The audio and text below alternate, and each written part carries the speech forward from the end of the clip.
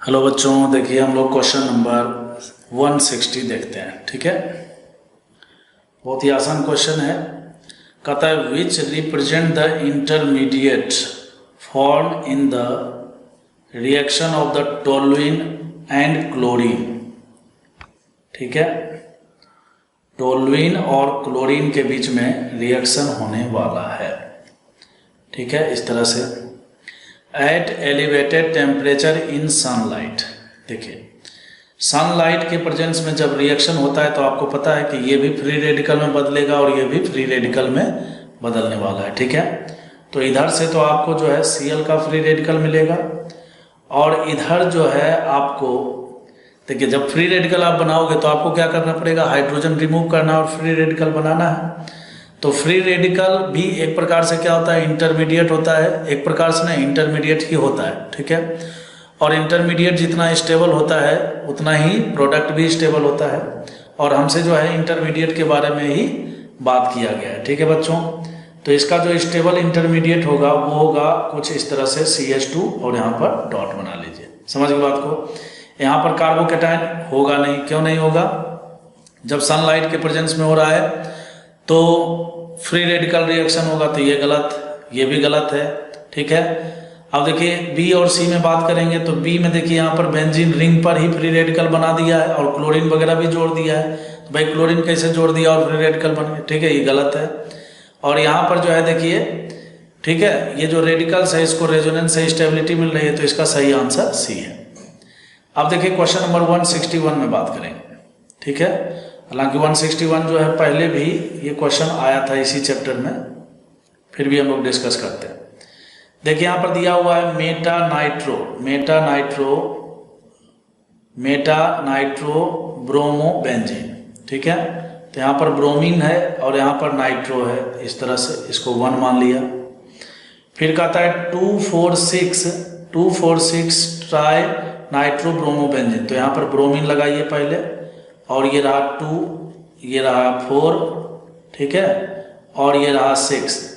तो 246 tri nitro bromo benzene भी हो गया। चलो बहुत बढ़िया। फिर उसके बाद कहता है पैरा नाइट्रो ब्रोमो बेंजीन। तो पैरा नाइट्रो ब्रोमो बेंजीन का मतलब ये हो गया कि यहाँ पर ब्रोमीन लगाइए और पैरा पोजीशन पर नाइट्रो लगाइए, तो इसको हमने 3 मान लिया। ठीक है, अब उसके बाद जो है कहता है 2,4 डाई नाइट्रो। ठीक है, 2,4 डाई नाइट्रो ब्रोमो बेंजीन। तो यहाँ पर ब्रोमो लगाइए और यहाँ पर NO2 ग्रुप और यहाँ भी NO2 ग्रुप लगाइए 2,4 पोजीशन पर, और बेंजीन है। ठीक है, ये चौथा है।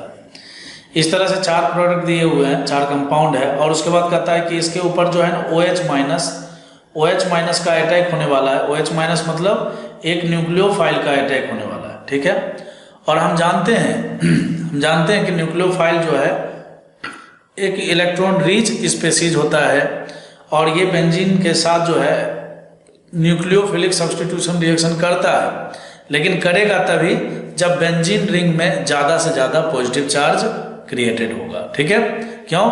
क्योंकि एक न्यूक्लियोफाइल को एक इलेक्ट्रोफाइल की तलाश होती है। समझ गए बात को। तो देखिए यहाँ पर इन चारों में अगर आप गौर से देखिए तो ऑप्शन नंबर 2 में, मतलब है ना 2 वाला जो कंपाउंड है, इसमें देखिए 3 NO2 ग्रुप लगे हुए हैं, और 3 NO2 ग्रुप वो भी ऑर्थो पैरा पर लगा हुआ है। तो इसका मतलब आप समझ रहे हो कि इस वाले कार्बन पर जो है कहने का मतलब है कि ज़्यादा से ज़्यादा पॉजिटिव चार्ज क्रिएट होगा। कैसे? तो देखिए इस नाइट्रो के रिस्पेक्ट में ऑर्थो पैरा यही तो है। ठीक है, ये ऑर्थो और ये पैरा है। ठीक है, फिर इसके बारे में देखिए तो ये ऑर्थो और ये पैरा है, इसके बारे में देखिए तो ये ऑर्थो और ये पैरा है। ठीक है, यहाँ पर मैंने इसको थोड़ा सा बना दिया तो ये कंफ्यूजन क्रिएट हो जाएगा आपके लिए। ठीक है, उसको मैंने हटा दिया। तो तीनों NO2 ग्रुप जो है ना, देखिए इस तरह से जो है जहाँ जहाँ मैंने डॉट बनाया वहाँ पर पॉजिटिव चार्ज क्रिएट करेंगे, और जहाँ पर ब्रोमीन लगा हुआ है ब्रोमीन भी तो माइनस आई इफेक्ट लगाएगा। तो इस वाले पर जो है ना पॉजिटिव चार्ज इस कार्बन पर ज़्यादा जाता है।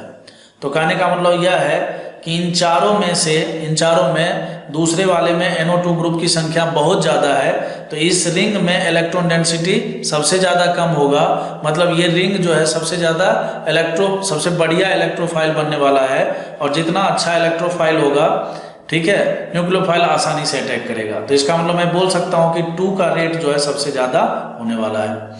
तो फिर उस हिसाब से बोलोगे कि सर 4 का फिर उसके बाद होना चाहिए, क्यों? यहाँ पर बाकी दोनों में जो है एक एक है और यहाँ पर देखिए 2 नाइट्रो ग्रुप है, बिल्कुल सही बात है, इसी का होगा। उसके बाद देखिए 1 और 3 में बात करेंगे तो 3 में देखिए पैरा पोजीशन पर है तो -m इफेक्ट लगाएगा और ये -i इफेक्ट लगाएगा। हम जानते हैं कि -m के थ्रू जो है पाई इलेक्ट्रॉन ज़्यादा डीलोकलाइज्ड होगा, ज़्यादा बाहर आएगा, और जितना ज़्यादा इलेक्ट्रॉन बाहर आएगा रिंग में उतना ही इलेक्ट्रॉन की कमी होगी, और वही हमारे लिए अच्छा होगा। क्यों? क्योंकि हमारा जो हीरो है वो है न्यूक्लियोफाइल। समझ के बात को, न्यूक्लियोफाइल को हम अटैक कराना चाहते हैं। तो उस हिसाब से देखिए यहाँ पर हो जाएगा 2 4 3 और उसके बाद 1 हो जाएगा। तो 2 4 3 1 देखिए कहीं पर दिख रहा है, ये दिख रहा है, ऑप्शन नंबर 20 का करेक्ट आंसर। ठीक है बच्चों, चलिए अब उसके बाद हम लोग बात करेंगे क्वेश्चन नंबर 162 के बारे में। 162 में देखिए कहता है which of the following compound is the most reactive of the ArSN2। ये भी वैसे ही बोल रहा है कि न्यूक्लियोफिलिक सब्स्टिट्यूशन रिएक्शन होना है एरोमेटिक कंपाउंड में, तो वही वाला फंडा लगेगा। देखिए यहाँ पर तीसरा नंबर जो कंपाउंड है इसमें 2 NO2 ग्रुप लगा हुआ है, ठीक है, तो 2 NO2 ग्रुप लगा हुआ है तो C का जो है सबसे ज्यादा होगा, ठीक है। और हमसे जो है मोस्ट रिएक्टिव ही पूछा है, ऑर्डर नहीं पूछा है, बस यही पूछा है मोस्ट रिएक्टिव बताओ, तो कौन सा हो जाएगा? C हो जाएगा। अच्छा, C के बाद अगर हम बात करेंगे तो देखिए यहाँ पर जो है इसका सबसे कम होने वाला है, ठीक है, क्योंकि ये -i इफेक्ट लगाएगा, ठीक है, ये -m इफेक्ट लगाएगा, ठीक है, और ये -m भी लगाएगा और -i भी लगाएगा। तो -i जो है पास से लग रहा है, ठीक है, तो ये ज़्यादा रिएक्टिव है और ये कम रिएक्टिव है, ठीक है बच्चों। -i तो ये भी लगा रहा है लेकिन ये -i थोड़ा दूर से लगा रहा है, तो -m दोनों में कॉमन हो गया, इसमें -i पास से, इसमें -i थोड़ा दूर से। खैर, अपने से पूछा गया था मोस्ट रिएक्टिव, तो मोस्ट रिएक्टिव कौन सा हो जाएगा? C इसका करेक्ट आंसर है।